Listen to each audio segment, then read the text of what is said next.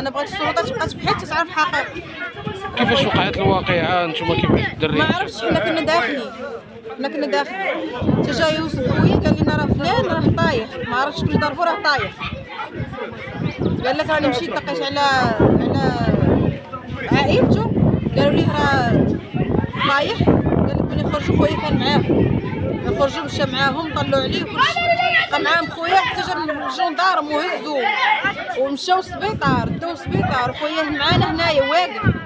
وملي خرجنا من الطوموبيل بغاو يتبعوه للسبيطار خويا اللي صابو معاهم ودابا شدوه. انا ما عرفتش علاش خويا ما درتش شي حاجه. يعني خوك ملي طاح السيد ملي توفى كان باقي معاهم، ما هرب ما هرب ما والو، مشى معاهم؟ ما هربش خويا. وكان خويا اللي قاتلو غادي يهرب، خويا ما ضربوش، خويا ما ضربوش. يعني هو رغم الدم كاين صله القرابه والكاميرا شنو وضحت لكم؟ الكاميرا شاده واحد الرياح اللي كتشد الكاميرا شاده كيطلع لي بحال هكذايا كيفيق فيه. يعني كان كيفيق فيه؟ كان يفيق فيه.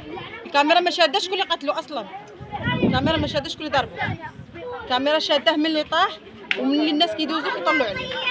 هادشي اللي كاين. شنو الرساله ديالكم اللي تبغيو توجهوا؟ طالبوا السلطات يبقاو يبحثوا على اللي قتلو ويطلقوا لي خويا راه غيمشي باطل.